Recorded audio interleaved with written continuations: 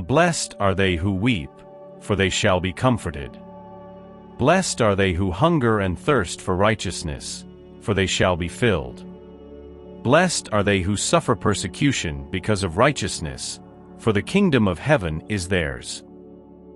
Matt 5:5, 6, 10. You are blessed, you who are poor, for the kingdom of heaven is yours.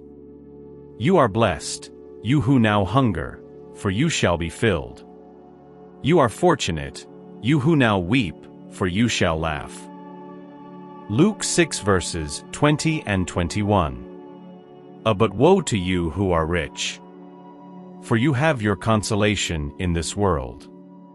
Woe to you who are filled, for you shall be hungry. Woe to you who now laugh, for you shall be reduced to mourning and tears. Luke 6 verses 24 and 25. The justice of afflictions. The compensations that Jesus promises to the afflicted of the earth cannot occur except in the future life. Without certainty about the future, these maxims would be nonsense. Even more, they would be a falsehood. But even with this certainty, it is difficult to understand the usefulness of suffering in order to be happy. It is said that it is in order to have greater merit. But then one must ask, why do some suffer more than others? Why are some born into poverty and others into opulence, without having done anything to justify such a position? Why does nothing ever work out for some, while everything seems to smile on others? But what is even harder to grasp is seeing benefits and misfortunes so unequally divided between vice and virtue. Seeing virtuous people suffer alongside the wicked ones who prosper.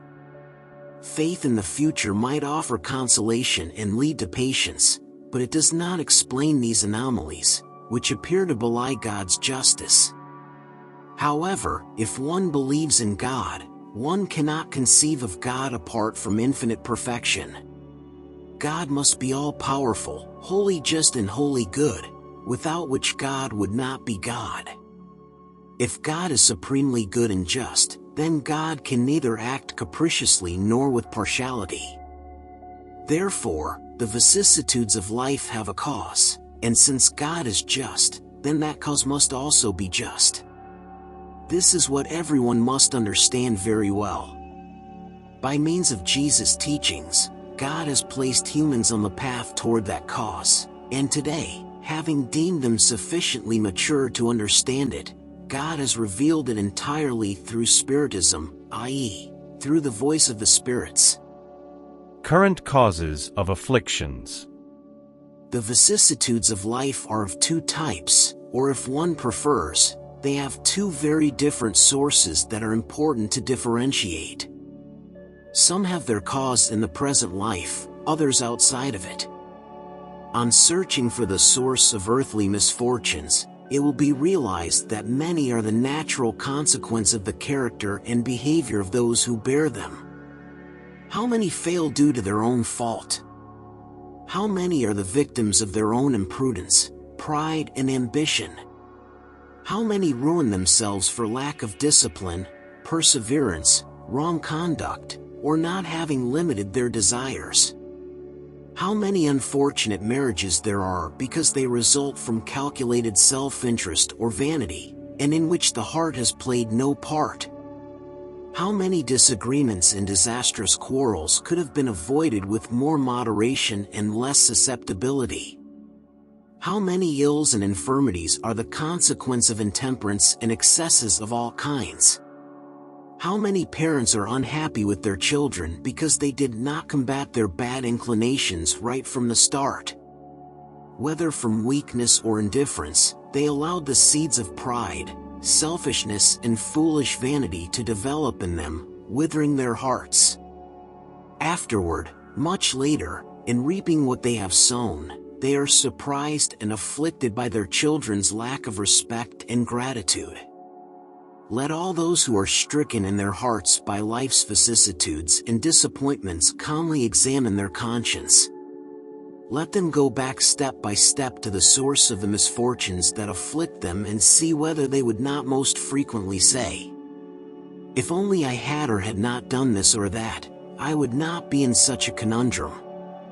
Who then can they blame for all their afflictions if not themselves? People are thus in the majority of cases the artisans of their own misfortunes. But instead of acknowledging this fact, they find it simpler and less humiliating to their vanity to accuse fate, providence, bad luck or their unlucky star, whereas their unlucky star lies in their own carelessness. Misfortunes of this nature assuredly comprise a noteworthy contingent in life's vicissitudes, and people will avoid them only by working for their moral improvement as well as for their intellectual improvement. Human law reaches certain wrongs and punishes them. Condemned persons can thus be said to bear the consequences of what they have done.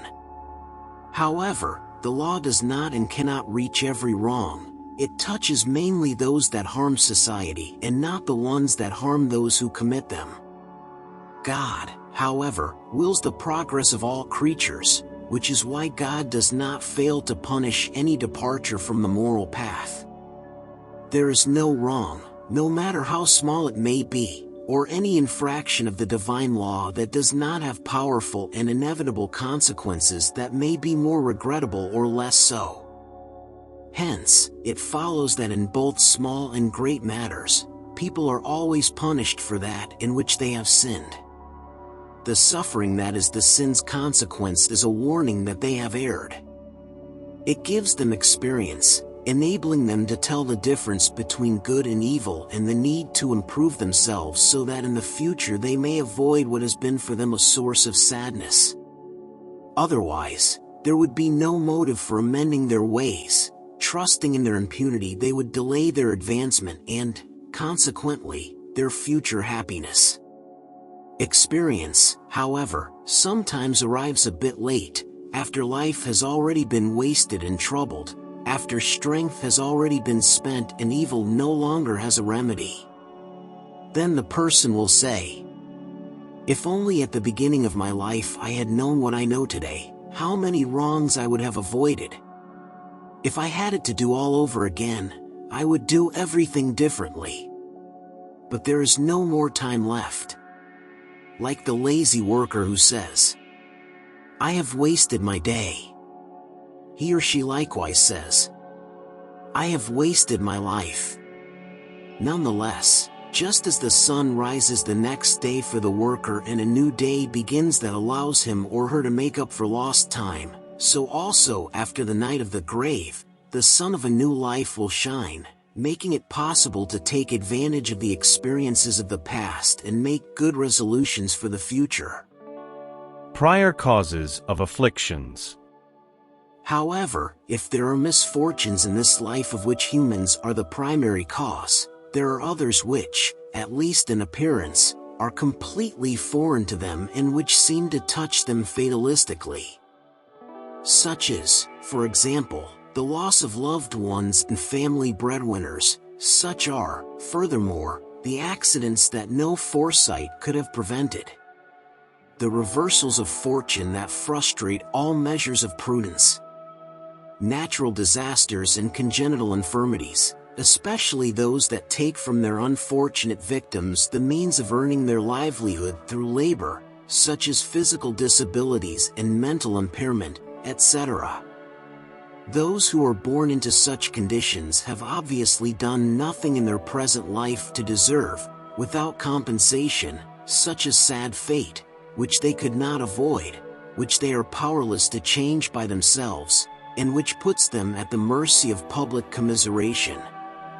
Why, then, are there such unfortunate beings, while right beside them under the same roof and in the same family there are others who have been favored in every way? Finally, what can be said of those children who die at a very young age, and who knew of life only suffering? These are problems that no philosophy has yet been able to resolve, anomalies that no religion has been able to justify, and which would be the negation of God's goodness, justice and providence according to the hypothesis that the soul is created at the same time as the body and that its fate is irrevocably set after a stay of but a few instants upon the earth. What caused these souls, having just left the hands of the Creator, to bear such miseries in this world, and to merit, in the future, any sort of recompense or punishment, when they could have done neither good nor evil? However, in virtue of the axiom that every effect has a cause, these miseries are effects that must have a cause, and if one believes in a just God, then that cause must also be just. Consequently, since the cause always precedes the effect, and since the cause in this case cannot be found in the present life, then it must be prior to this life, that is, it belongs to a previous existence. On the other hand, since God can neither punish us for the good we have done, nor for the evil we have not done, then if we are being punished it is because we have done evil. If we have not done evil in this life, then we did it in another. This is an alternative that is impossible to escape and whose logic states on what side the justice of God lies. Therefore, humans are not always punished or fully punished in their current existence, but they can never escape the consequences of their wrongs. The prosperity of bad persons is only momentary, and if they do not expiate their wrongs today, they will tomorrow, whereas those who suffer today are expiating their past. The misfortune that at first seems to be undeserved thus has its reason for being, and those who are suffering may always say, "Forgive me, Lord, for I have sinned." Frequently, sufferings due to prior causes are like those that arise from current wrongs. They are the natural consequence of wrongs that were committed previously, that is, through justice that is strictly meted out. People have to bear what they made others bear. If they were hard and inhumane, they might in turn be treated harshly and inhumanely. If they were proud, they might be born into humiliating conditions. If they were miserly, selfish, or made bad use of their wealth, they might be deprived of necessities. If they were bad children, they might suffer from their own children, etc. Thus, through the plurality of existences and the destiny of the earth as an expiatory world, one can explain the anomalies displayed in the distribution of fortune and misfortune between good and bad persons on this world. This anomaly exists in appearance only because it is considered from the point of view of the present life. However, if we elevate ourselves by means of thought so as to embrace a series of existences, we will see that everyone receives the share they deserve without harm to what will be given to them in the spirit world, and that God's justice is never broken. People must never lose sight of the fact that they are on a less evolved world and that they are kept there solely because of their imperfections. With each vicissitude, they must tell themselves that if they belonged to a more advanced world, it would not be happening, and that it depends on them alone, by working to improve themselves, not to have to return to this world. Life's tribulations may be imposed on hardened spirits or those too ignorant to make a choice knowingly, but they are freely chosen and accepted by repentant spirits who want to repair the evil they committed and to try to do better. So it is that, having performed its task poorly, the spirit asks to start over so as not to lose the benefit of its labor. Therefore, tribulations are, at the same time, expiations that punish the past and trials for the future, which they prepare. Let us render thanks to God, who, out of divine goodness, grants people the possibility of reparation and does not irrevocably condemn them for their first wrong. One must not think, however, that every instance of suffering endured on this world is necessarily the indication of a specific wrong. They are often simply trials chosen by a spirit to finish its purification and to accelerate its advancement. Hence, expiation always serves as a trial, but a trial is not always expiation.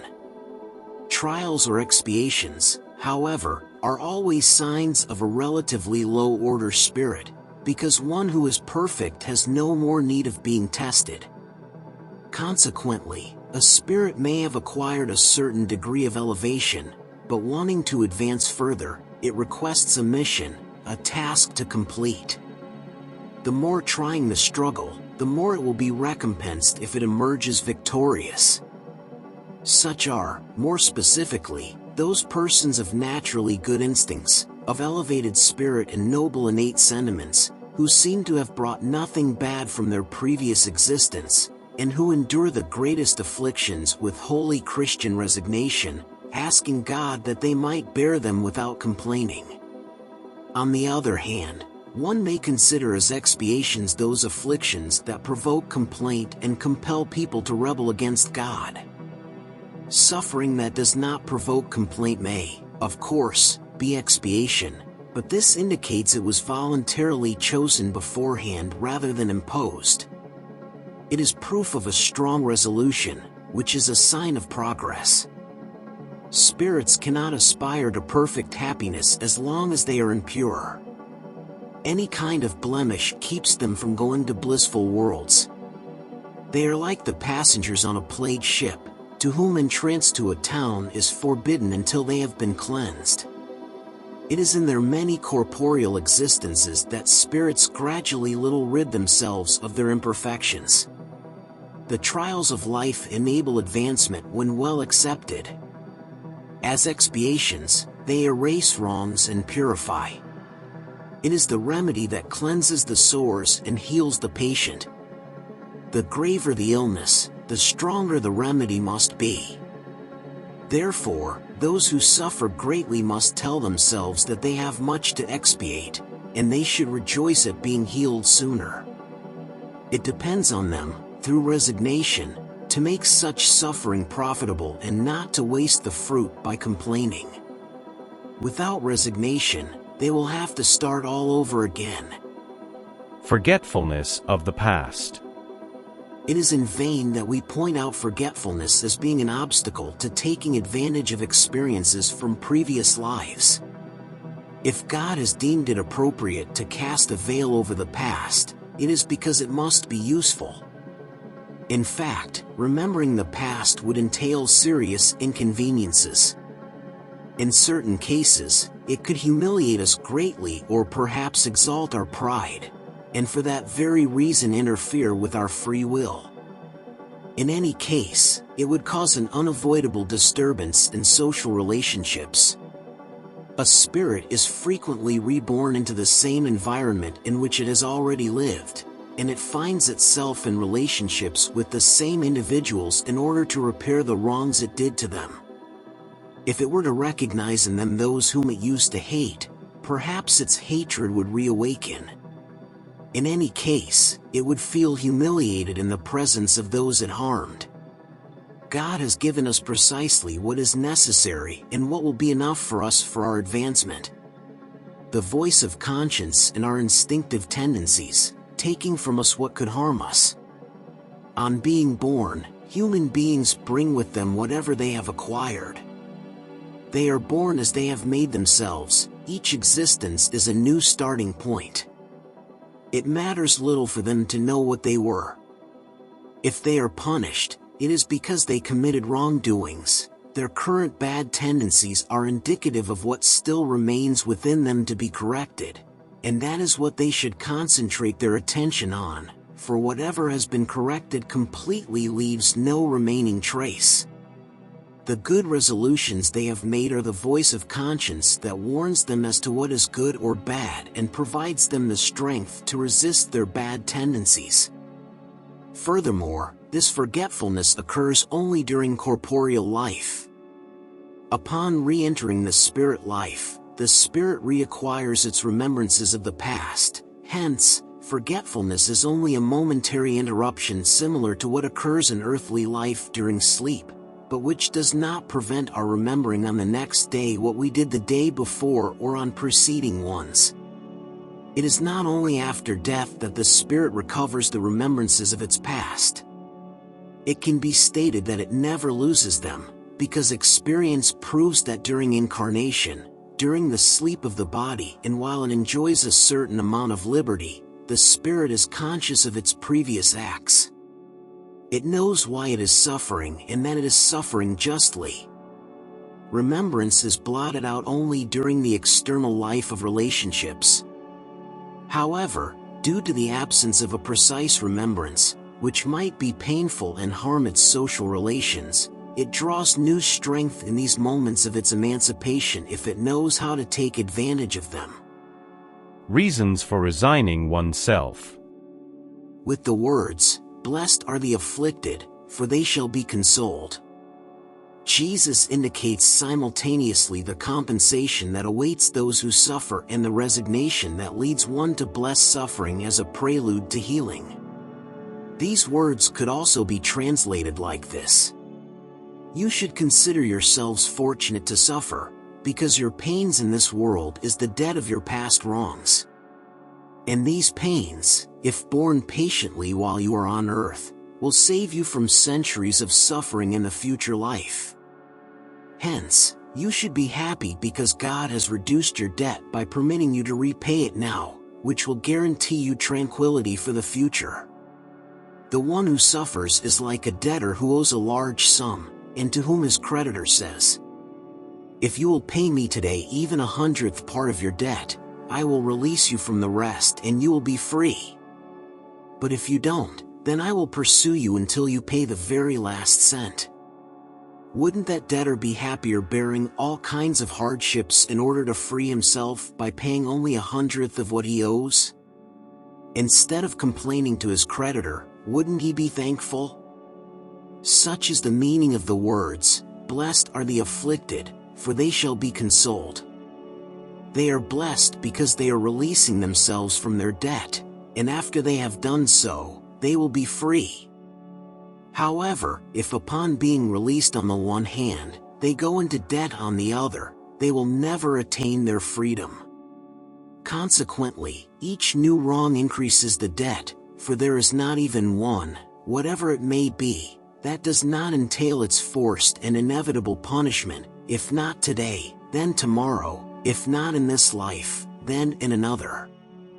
Among these wrongs, one must put in first place the lack of submission to God's will. Therefore, if we complain about our afflictions and do not accept them with resignation and as something deserved, if we accuse God as being unjust, we contract a new debt that causes the loss of the benefit that we could have gotten from suffering. That is why it is necessary to start over, exactly as if you paid an installment to a creditor who torments you each time you took out a new loan. Upon re-entering the world of spirits, humans are like laborers who show up on payday. To some the Lord will say, "Here is the reward for the days you have worked." To others, the wealthy ones of earth, those who lived in idleness, who placed their happiness in the satisfactions of self-centeredness and in worldly pleasures, he will say, "Nothing is owed to you since you received your pay while on earth. Go and begin your task again." People can either soften or increase the bitterness of their trials, according to the manner in which they view earthly life. Their suffering is greater if they consider its duration to be long. Consequently, those who look at things from the standpoint of the spirit life encompass corporeal existence at a glance. They see it as a dot in the infinite, they grasp its brevity, and they tell themselves that this painful moment shall soon be over. The certainty of a happier future that is not far off sustains and encourages them, and instead of complaining, they thank heaven for the suffering that enables them to evolve. On the other hand, for those who see only corporeal life, this seems unending to them and suffering presses on them with all its weight. The result of the former way of looking at life is that it decreases the importance of the things of this world, leading people to moderate their desires and to be content with their station in life, without envying others, thereby attenuating the moral impression of the setbacks and disappointments they experience. Thus, they derive from it a calmness and resignation as useful to the health of the body as to that of the soul, whereas with jealousy, envy and ambition they willfully give into torment and thus increase the misery and anguish of their short existence. Suicide and insanity. The common resignation acquired both in the manner of looking at earthly life and in faith in the future gives the spirit a serenity that is the best guard against insanity and suicide. In fact, it is certain that most cases of insanity are due to the troubles produced by the vicissitudes that people do not have the strength to bear. However, if due to the manner in which Spiritism enables them to regard the things of this world they end up accepting with indifference, even joy, the reversals and disappointments that would render them desperate in other circumstances, it is obvious that this strength, which puts them above such events, protects their minds from the distresses that would jolt them otherwise. The same applies to suicide.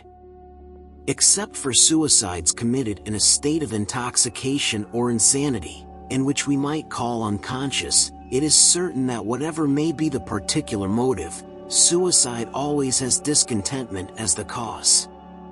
Hence, those who are sure that they will be unfortunate only for a day and that better days will follow, easily have patience. They only become desperate if they can see no end to their suffering. What is one human lifetime, compared to eternity, if not less than one day? For those who do not believe in eternity, however, for those who believe that all is over when life ends, if they are oppressed by trouble and misfortune, they see no way out except in death. Expecting nothing, they find it very natural and even logical to shorten their miseries by suicide. In other words, disbelief, simple doubts about the future, and materialistic ideas are the greatest incitements to suicide. They cause moral cowardice. And when men and women of science rest on the authority of their knowledge in order to try to prove to their listening or reading audience that they have nothing to hope for after death, are they not in fact leading them to the conclusion that if they are unfortunate then they have nothing better to do than to kill themselves? What could they possibly have to say that would turn them away from this conclusion? What compensation could they offer them? What hope could they give them? None at all, except nothingness.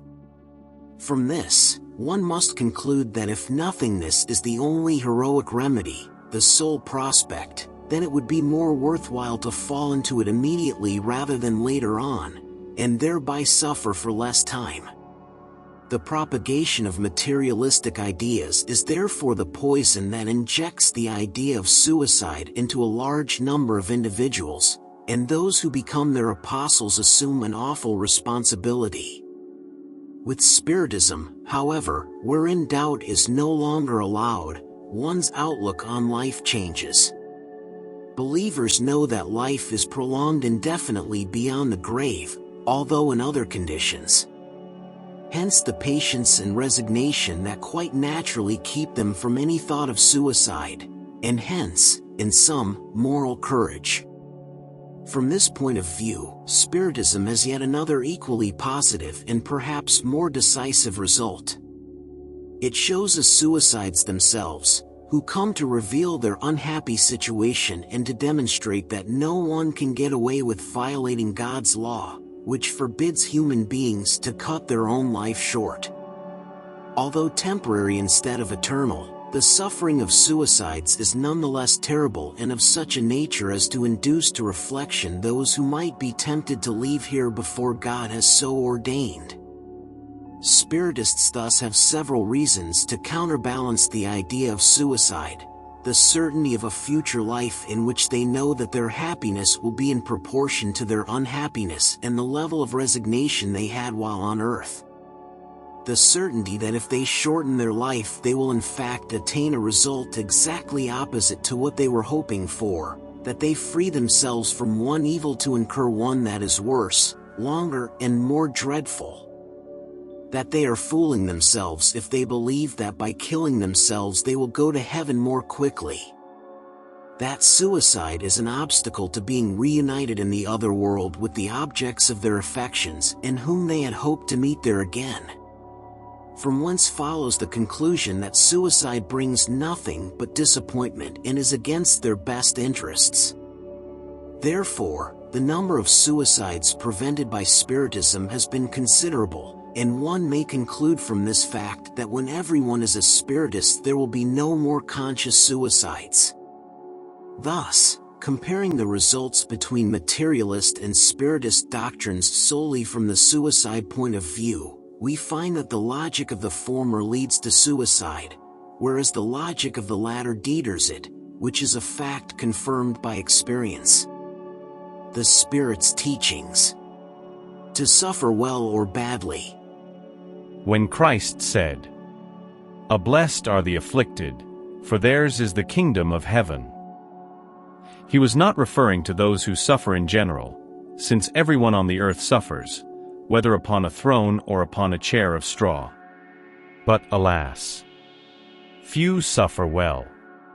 Few understand that only trials that are borne well can lead them to the kingdom of God. Discouragement is a fault. God refuses you consolation because you lack courage. Prayer is a support for the soul, but it is not enough. It must be based on a living faith in God's goodness. You have often been told that God does not put heavy burdens on weak shoulders.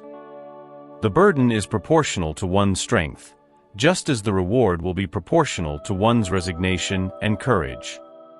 The reward will be greater than the affliction is painful. However, one must merit that reward, and that is why life is full of tribulations. The soldier who is not sent to the front is discontent, because the repose of the barracks does not bring him a promotion. So then, be like the soldier and do not desire a repose in which your body would weaken and your soul would become numb. Be happy when God sends you into battle. This battle is not one of gunfire but the bitterness of life, where sometimes more courage is needed than in bloody combat, since those who can remain firm before an enemy might weaken under the duress of mental pain. People may not be rewarded for this kind of courage, but God does reserve victory laurels and a glorious place for them. When a cause of trouble or vexation touches you, try to lift yourself above it, and when you have managed to control the impulses of impatience, anger or despair, say to yourself with just satisfaction, I was the stronger. Blessed are the afflicted. May be translated thusly: blessed are those who have the opportunity to test their faith, firmness, perseverance and submission to God's will, for they will receive 100 times the joy they lacked on earth, and after labor will come repose. Lacordaire, Havre, 1863. Evil and its remedy. Is your earth, then, a place of joy, a paradise of delights?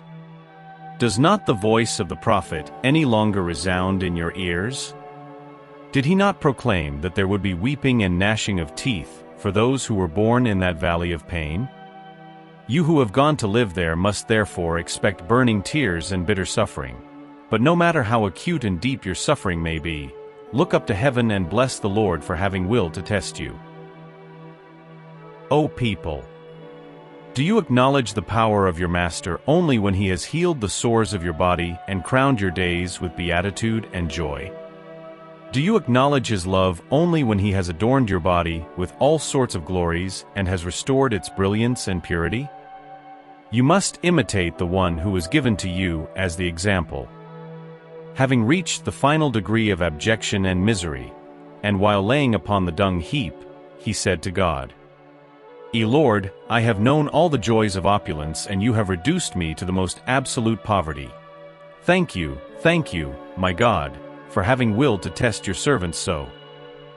How long will your gaze remain fixed upon horizons limited by death? When will your soul finally desire to leap beyond the limits of the grave? Even if you had to weep and suffer an entire lifetime, what would that be when compared to the eternal glory reserved for those who have endured their trials with faith, love, and resignation?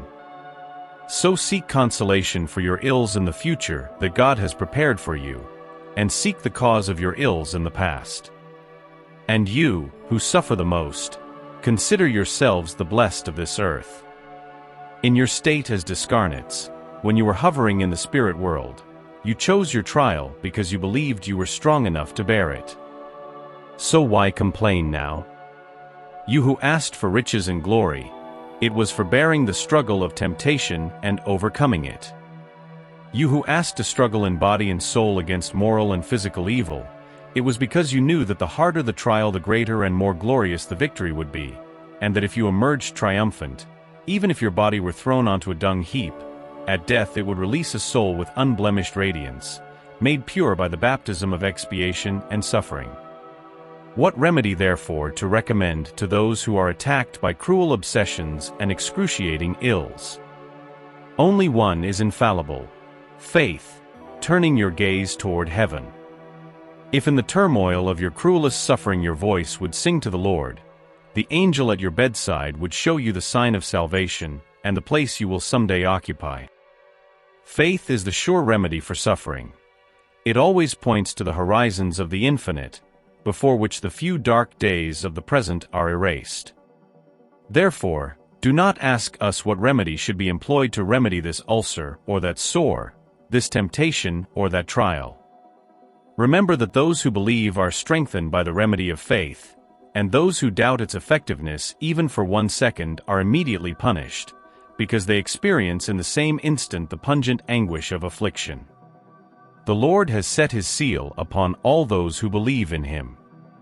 Christ told you that with faith you can move mountains, and I say to you that those who suffer and have faith as a support will be placed under his protection and will suffer no more. The moments of greatest pain will be for them the first happy notes of eternal joy. Their soul will disengage itself from the body in such a way that, while the body is still writhing in convulsions, the soul will be gliding in the heavenly regions, singing with the angels hymns of thanksgiving and glory to the Lord. Happy are they who suffer and weep. May their souls rejoice, for God will fill them with blessing. St. Augustine, Paris, 1863. Happiness is not of this world. I'm not happy. Happiness wasn't made for me. People generally exclaim in every social position. This, my dear children, proves better than any possible reason the truth of this maxim from Ecclesiastes. Happiness is not of this world. Indeed, neither wealth nor power, nor even the flower of youth is the essential condition for happiness. I would say more, not even the combining of these three much desired conditions is, since we constantly hear persons of all ages, amongst the most privileged classes, bitterly complaining about their situation. Faced with such a fact, it is inconceivable that the working and militant classes envy, with such avarice, the position of those whom fortune seems to have favored.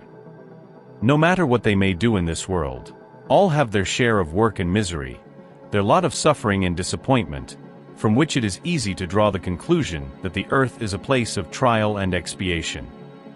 So then, those who preach that the earth is human beings' only home, that it is only there and in only one lifetime that they are permitted to reach the highest degree of happiness that their nature will allow, are deluding themselves and are deceiving those who listen to them, since it has been demonstrated through many centuries of experience that this globe entails, only in exceptional cases, the conditions needed for an individual's complete happiness.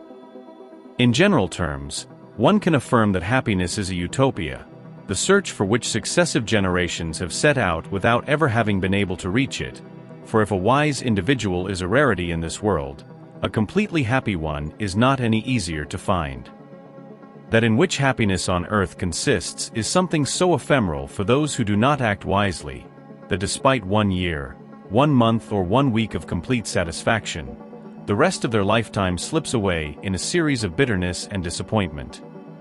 And note, my dear children, that I am speaking of those who are the fortunate ones of the earth, those who are envied by the masses. Consequently, if the earthly dwelling place is meant for trial and expiation, one must accept the fact that there are more favorable homes elsewhere, where the human spirit, although still imprisoned in physical flesh, possesses the fullness of the joys connected with human life. That is why God has planted in your solar system those beautiful higher-order planets, toward which your efforts and tendencies will someday cause you to gravitate, once you have become sufficiently purified and perfected. Nevertheless, do not deduce from my words that the earth is dedicated forever to the fate of being a penitentiary. Certainly not. Because from the progress already accomplished, you can easily infer future progress, and from the social improvements that have been gained, new and more fertile improvements.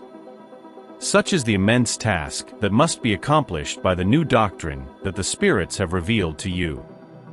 So then, my dear children, may a saintly emulation animate you, and may each one among you vigorously shed the old ways. You must all dedicate yourselves to spreading this Spiritism that has already begun your own regeneration.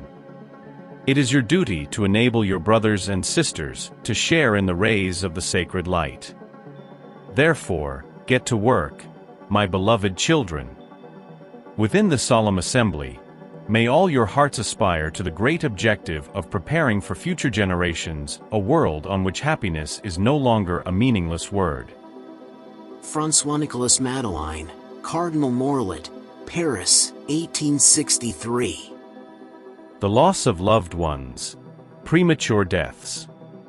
When death comes to reap a harvest in your families, indiscriminately taking the youngest before the oldest, you often say, "A God is not just since he sacrifices the one who is strong and has a great future, while preserving those who have already lived many years full of disappointment, taking those who are useful and leaving behind those who no longer are, and breaking a mother's heart by depriving her of the innocent creature that was her whole joy."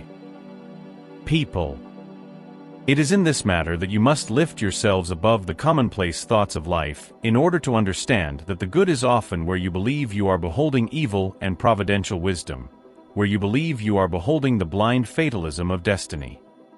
Why do you measure divine justice according to your own? Do you think the Lord of Worlds inflicts you with cruel punishments out of mere caprice? Nothing is done without an intelligent purpose, and no matter what happens, everything has its reason for being.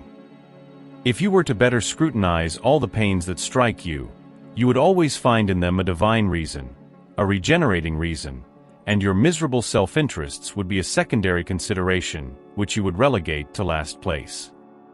Believe me, in the case of an incarnation of 20 years, death is preferable to those shameful immoderations that desolate respectable families, break a mother's heart and cause parents' hair to gray before its time.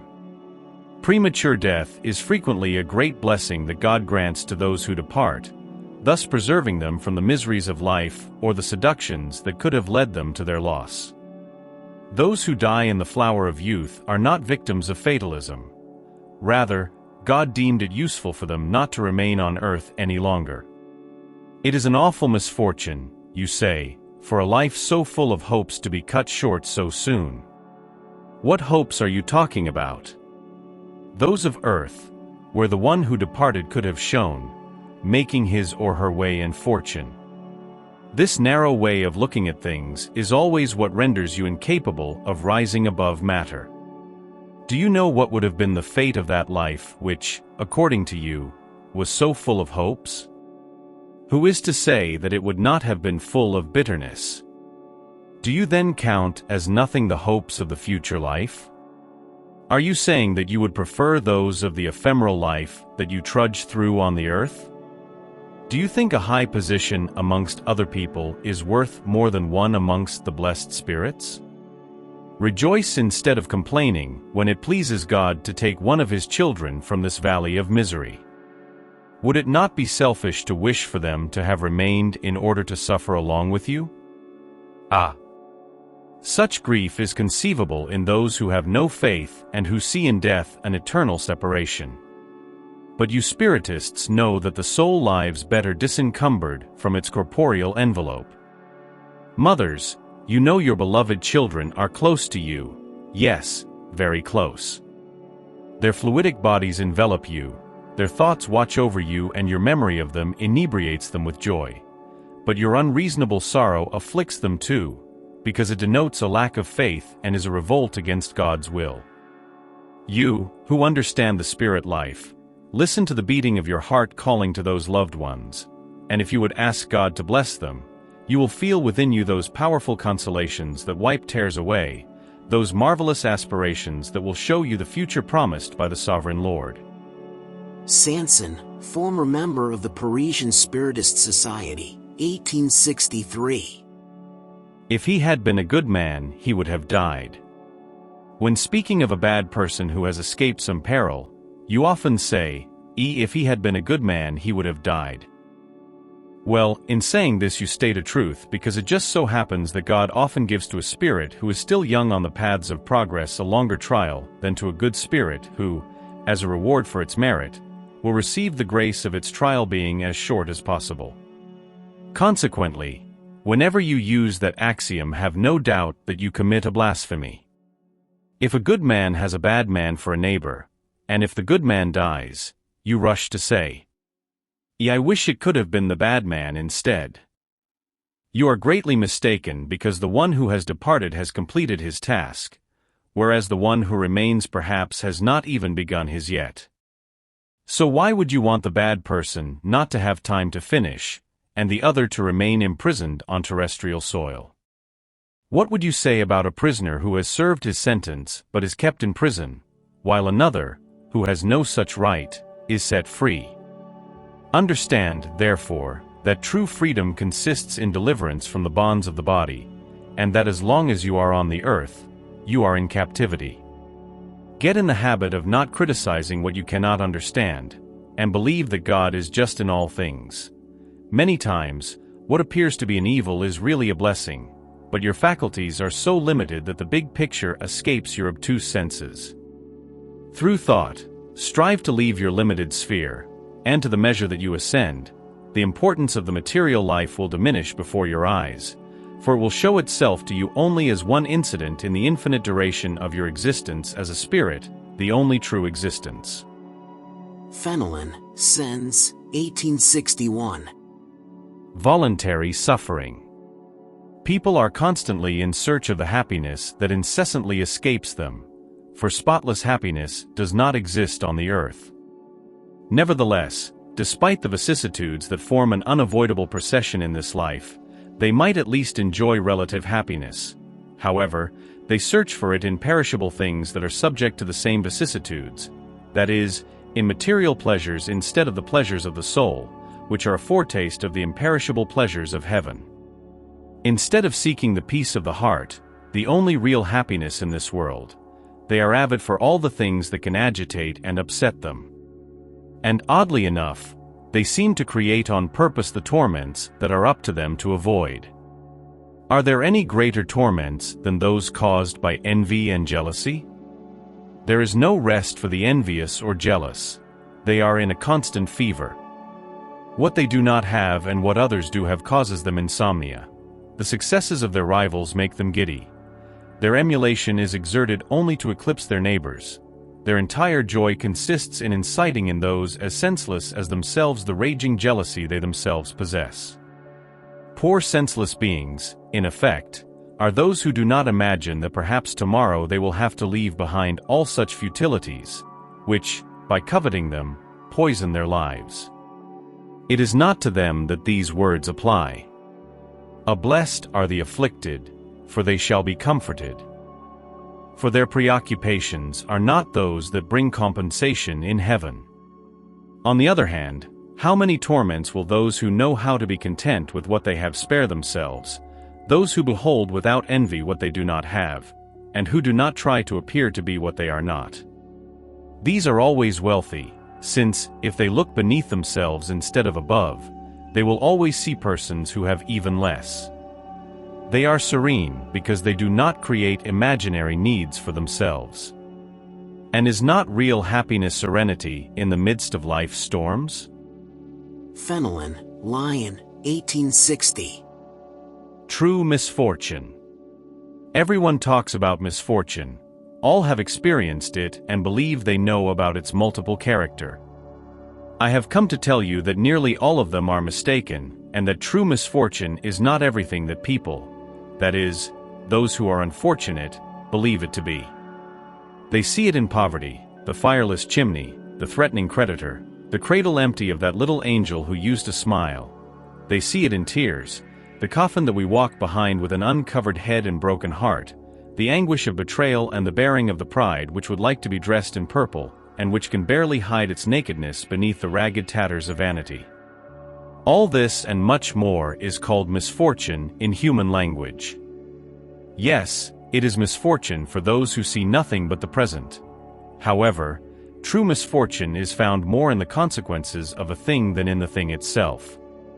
Tell me if an event that is most happy for the moment, but which leads to disastrous consequences, is not really more unfortunate than the one that at first causes a great vexation, but ends up resulting in the good.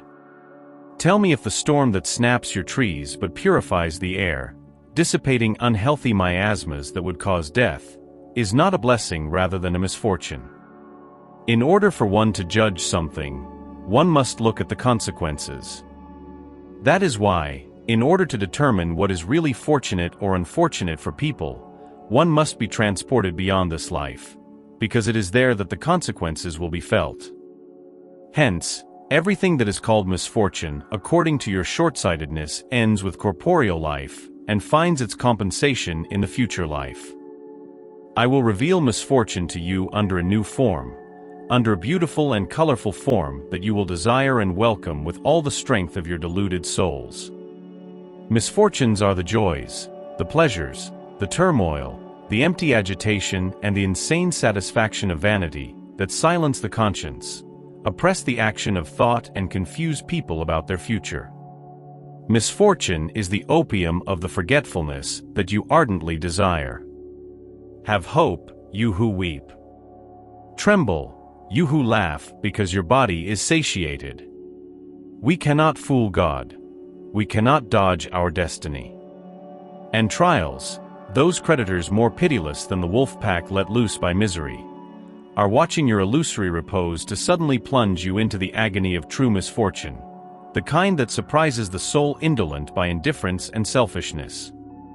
May Spiritism enlighten you, and re-establish truth and error in their true light after having been so strangely deformed by your blindness.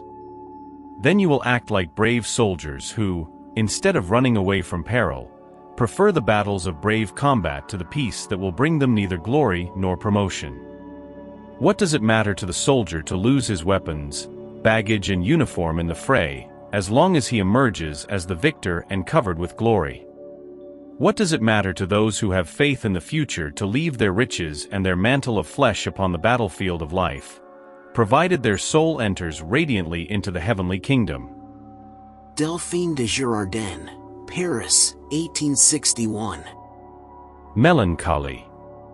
Do you know why a vague sadness sometimes weighs upon your hearts and makes you find life so bitter?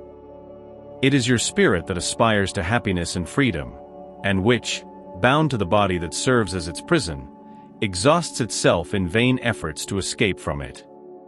However, seeing that such efforts are useless, it falls into despondency, and the body, bearing the spirit's influence, sluggishness, dejection, and a kind of apathy, seizes you and you find yourself unhappy. Believe me and strongly resist these feelings that weaken your willpower. The aspirations for a better life are innate in the spirit of all people. However, do not seek them in this world. Nowadays, as God is sending His spirits to instruct you about the divine happiness reserved for you, patiently await the angel of deliverance, who will help you break the bonds that hold your spirit captive. Remember that, during your trial on the earth, you have a mission that you cannot doubt, whether it entails dedicating yourself to your family or fulfilling the various obligations that God has entrusted to you. If during the course of this trial, and while performing your task, you see worries, troubles and vexations fall upon you, be strong and courageous in order to bear them. Face them resolutely. They are of short duration and will lead you close to the friends for whom you weep. They will rejoice at your arrival amongst them and will extend their arms to you to lead you to a place where the afflictions of earth have no access. François de Genève, Bordeaux. Voluntary trials. True sackcloth. You ask if it is permissible to soften your trials. This question leads to these other questions. Is it permissible for those who are drowning to save themselves? For those who have a thorn to remove it? For those who are ill to call a doctor? Trials are meant to arouse intelligence as well as patience and resignation. Individuals may be born into a painful and difficult situation precisely to make them search for the means of overcoming it. Merit consists in bearing without complaint the consequences of the ills that cannot be avoided, in persevering in the struggle, and in not becoming desperate if unsuccessful, but without giving in to indifference, which would be laziness rather than virtue. This question, of course, leads to another. Since Jesus said, "Blessed are the afflicted," is there any merit in actually seeking affliction, thereby aggravating trials by means of voluntary suffering? To this I will respond very clearly. Yes, there is great merit when such suffering and privations are meant for the good of one's neighbor, because it is charity through sacrifice. And no, when they are meant only for the good of oneself, because it results from selfishness through fanaticism. A big distinction must be made here. As for you yourself personally, be content with the trials that God sends you and do not increase their burden, which is, at times, already so heavy. Accept them without complaining and with faith. That is all God asks of you. Do not weaken your body with useless privations and purposeless mortifications, because you have need of all your strength in order to fulfill your mission of labor on the earth. Intentionally torturing and martyring your body is an infringement of the law of God, who has given you the means of nourishing and strengthening it. To needlessly weaken it is true suicide. Use it but do not abuse it, such is the law. Abuse of the best things brings its punishment in unavoidable consequences. The suffering that one imposes on oneself for the relief of one's neighbor is something else altogether. If you endure cold and hunger in order to warm and feed someone who is in need, and if your body suffers because of it, it is a sacrifice that is blessed by God. You who leave your fragrant homes to go to an infected hovel to bring consolation. You who dirty your delicate hands to treat wounds. You who lose sleep to watch over the bedstead of a sick person, who is only your brother or sister in God. In short, you who use your health in the practice of good deeds. That is your sackcloth, the true sackcloth of blessing, for the pleasures of the world have not shriveled your heart. You have not slept in the bosom of the voluptuous enervations of wealth, but have made yourselves consoling angels for the disinherited poor. But you who withdraw from the world in order to avoid its seductions and to live in isolation, what is your usefulness on the earth? Where is your courage in trial, since you run from the struggle and desert the fight? If you want sackcloth, apply it to your soul and not your body. Mortify your spirit and not your flesh. Whip your pride, receive humiliation without complaint. Flog your selfishness, and harden yourselves against the pain of insult and slander, more pungent than bodily pain. This is true sackcloth, whose wounds will be taken into account, because they will testify to your courage and submission to God's will. A Guardian Angel, Paris, 1863. Should we put an end to our neighbor's trials if we are able, or, out of respect for God's designs, should we let them take their course? We have stated and repeated many times that you are on this earth of expiation to conclude your trials, and that everything that happens to you is a consequence of your previous existences, the installment of the debt you owe. However, in some people this thought provokes notions that must be deterred, because they may have disastrous consequences. Some think that because one is put on the earth to expiate past wrongs, all trials must take their course. There are even those who want to believe that not only must nothing be done to mitigate them, but that, on the contrary, it is necessary to contribute to them to make them more profitable, adding to their intensity. This is a great error. Yes, your trials must take the course marked out by God, but do you know what that course is? Do you know how far they must go, or if your merciful Father has not said to the suffering of this or that brother or sister, "You shall go no further"? Do you know if God's providence has chosen you not as an instrument of punishment to intensify the suffering of the guilty, but as a balm of consolation that must heal the wounds that God's justice had opened up? Therefore, when you see one of your brothers or sisters being afflicted, do not say, "It is God's justice, and it must take its course." Instead, say to yourselves, "Let's see what means our merciful Father has put within my reach in order to ease the suffering of my brother or sister.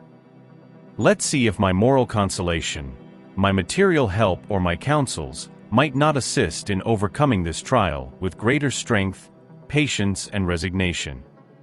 Let's even see if God has not placed in my hands the means of putting an end to this suffering altogether. If it has not been given to me also as a trial, an expiation, perhaps, in order to deter evil and replace it with peace. Therefore, always mutually help one another in your respective trials, and never regard yourselves as instruments of torment." Such a thought should be revolting to every man and woman of heart, especially to all Spiritists, because Spiritists, better than anyone else, should understand the infinite extent of God's goodness. Spiritists should believe that their entire life ought to be an act of love and devotion, that no matter what they may do to oppose the Lord's wishes, His justice will take its course. Consequently, Spiritists can fearlessly make every effort to mitigate the bitterness of expiation, but only God can shorten or prolong it as He deems necessary. Wouldn't it be great pride on the part of someone in believing him or herself to have the right, so to speak, to twist the knife in the wound? To increase the dose of poison in the heart of someone who is suffering, under the pretext that it is his or her expiation? Oh! Always regard yourselves as instruments chosen to make the suffering stop. To summarize, all of you are on the earth to expiate, but all of you, without exception, must employ all your efforts to mitigate your neighbor's expiation according to the law of love and charity.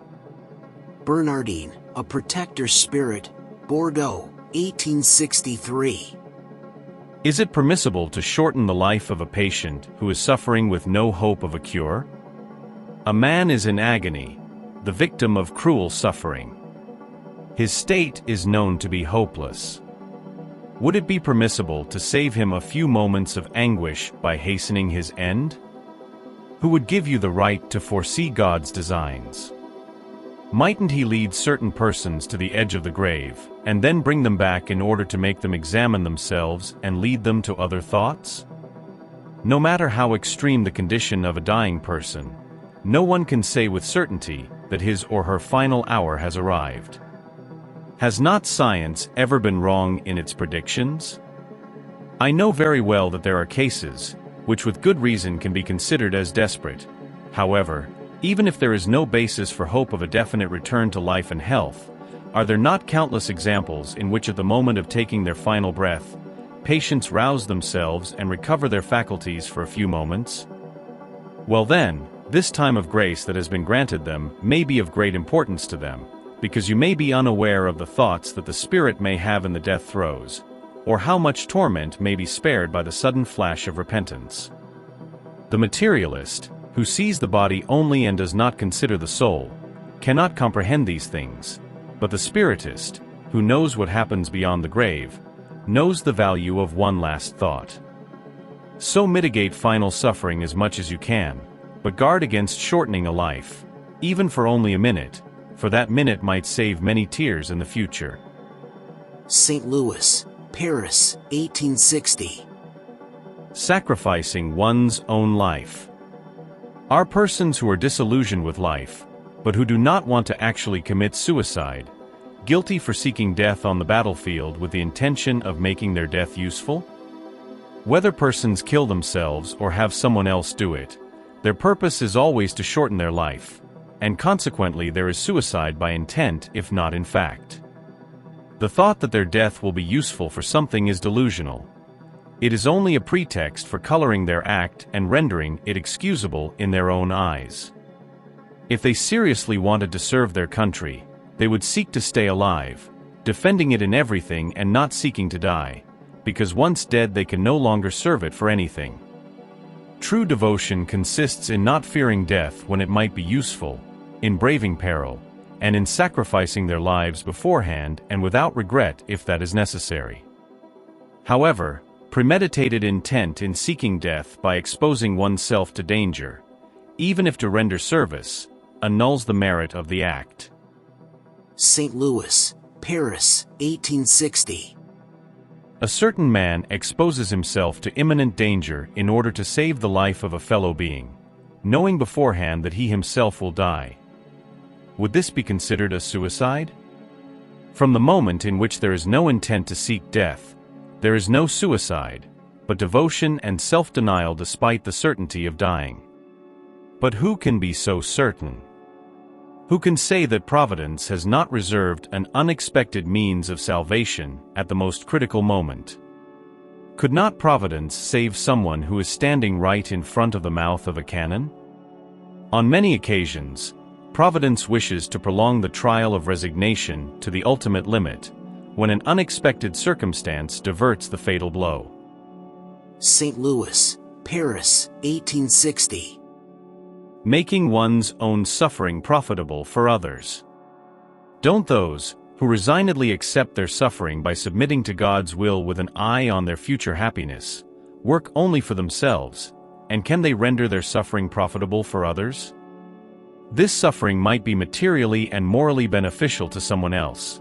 Materially, if through labor the privations and sacrifices they impose on themselves contribute to the material welfare of their neighbor. Morally, by the example they offer of their submission to God's will. This example of the power of the Spiritist faith can encourage unfortunate people to resignation, and save them from despair and its disastrous consequences for the future. St. Louis, Paris, 1860.